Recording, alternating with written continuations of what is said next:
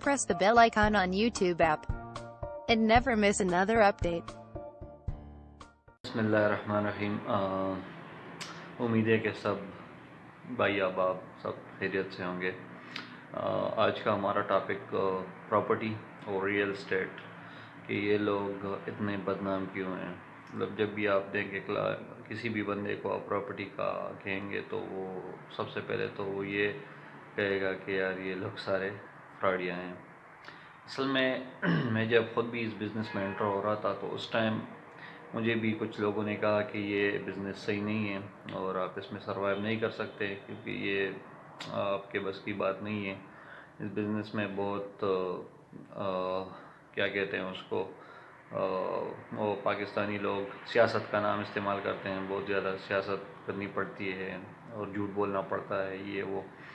लेकिन इस बिज़नेस में एंटर होने के बाद मुझे रियलाइज़ हुआ कि असल में गलती कहाँ पे होती है। कुछ गलतियाँ क्लाइंट से होती है, कुछ गलतियाँ हमारे रियल एस्टेट के जो बंदे हैं उनसे होती है।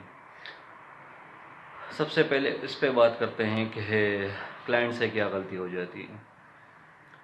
फर्ज करें आप कोई ज़मीन लेना चाहते हैं या कहीं पे इन्वेस्टमेंट करना चाहते हैं तो प्रॉपर्टी वालों का एक उसूल है कि आपके लिए अगर वो ज़मीन घर या जो भी चीज़ ख़रीदते हैं उसमें उनका 2% होता है, और अगर करोड़ से मतलब 10 मिलियन से ज़्यादा का हो तो फिर उसमें 1% हो जाती है। लेकिन कुछ क्लाइंट क्या कर देते हैं, चंद पैसों की खातिर अपने करोड़ों रुपए की इन्वेस्टमेंट या जगह जो घर के लिए ख़रीद रहे हैं, लाख रुपए बचाने के लिए वो करोड़ों रुपए दाव पे लगा लेते हैं। कैसे कि अब फॉर एग्ज़ाम्पल मेरे पास एक कस्टमर आ जाता है, मैं उसको कह देता हूँ प्ला जगह पे मेरे पास ज़मीन मौजूद है, मैं आपको वो दे सकता हूँ, मेरा कमीशन 2% है।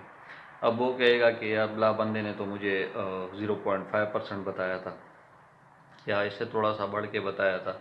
लेकिन अब वो ये तहकीक नहीं करता क्या यार जो बंदा इसको ये बता रहा है क्या वो एक प्रोफेशनल है, क्या उनके पास सर्टिफिकेट्स हैं, क्या उनके पास रजिस्ट्रेशन है, क्या उनके पास एक ऑफिस है।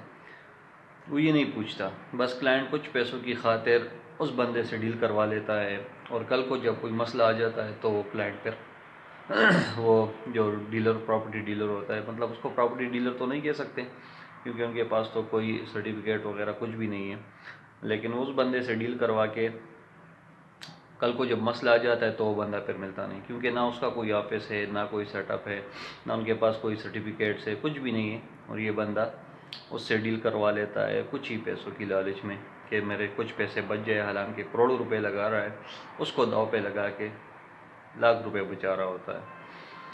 सबसे पहले तो ये देखना चाहिए कि आया जिस बंदे से मैं डील कर रहा हूँ इसका कोई फिज़िकल ऑफिस है जहाँ पे मैं बैठ सकूँ, इनसे बात कर सकूँ, इसके साथ डील कर सकूँ, कल को कोई मसला हो तो ये मेरे साथ फिर मौजूद हो। क्योंकि रियल एस्टेट वाले कमीशन किस चीज़ की लेते हैं, इसी चीज़ की लेते हैं कि आपको ज़मीन जो है वो साफ़ सुथरी फराहम करेंगे ताकि उसमें कोई मसला ना हो। क्योंकि आप ख़ुद भी ये जगह देख सकते हैं, लेकिन आप क्यों नहीं ख़ुद क्यों नहीं लेते, यही वजह है कि आप डरते हैं कल को कोई ज़मीन में कोई मसला ना हो। तो इस वजह से प्रॉपर्टी डीलर को इन्वॉल्व या रियल एस्टेट वाले को इन्वॉल्व करना पड़ता है। लेकिन हमारे कुछ कस्टमर ये गलती कर देते हैं कुछ पैसों की लालच में। और सबसे पहले तो आप ये देखिए कि इस बंदे का कोई ऑफिस है, फिर उसकी कोई रजिस्ट्रेशन भी है कि नहीं, कितना वो प्रोफेशनल है और कैसे वो डील करता है, ये सारी चीज़ें देखनी पड़ती है। उसके बाद उसके साथ अगर आप डील करते हैं और फिर भी कोई मसला हो तो वो बंदा आपके साथ मौजूद होगा इंशाल्लाह। पहले तो वो ऐसे करेगा नहीं क्योंकि उसको पता है ये मेरा ऑफिस है, यहाँ पे लोग आते हैं, तो वो कभी भी कस्टमर को गलत चीज़ प्रोवाइड नहीं करेगा क्योंकि उनको पता है कि मैंने मार्केट में सर्वाइव करना है। तो मार्केट में सर्वाइव करने के लिए उसको क्या कहते हैं, क्लाइंट को अच्छी जगह प्रोवाइड करेगा जिसमें कोई मसला नहीं होगा। लेकिन अगर इन केस हो भी जाए तो फिर वो बंदा कड़ा होता है क्योंकि उसको पता है कि मैं प्रोफेशनल हूँ और मैंने इस चीज़ के कमीशन या इस चीज़ के पैसे लिए हैं, तो अब मैं इसके साथ खड़ा रहूँगा ताकि ये मसला इनका हल हो जाए। अच्छा, हमारे कुछ रियल एस्टेट वाले भाई, उनसे क्या गलती हो जाती है कि वो जब जगह लेते हैं तो अपनी कमीशन के लिए वो उस जगह को वेरीफाई नहीं करते क्या यार इसके इंतकाल में कोई मसला तो नहीं है, खसरा नंबर इसका कहाँ का है, और ये सारी चीज़ें देखनी पड़ती है क्लाइंट के लिए। क्योंकि क्लाइंट जब इतने पैसे दे रहा होता है तो वो आपको पता है पैसे कमाना बड़ा मुश्किल काम है, बड़ा मुश्किल काम है। لوگوں نے بڑی محنت کر کے یہ کمائے ہوتے ہیں تو اس کو بڑے طریقے سے لگانے پڑتے ہیں.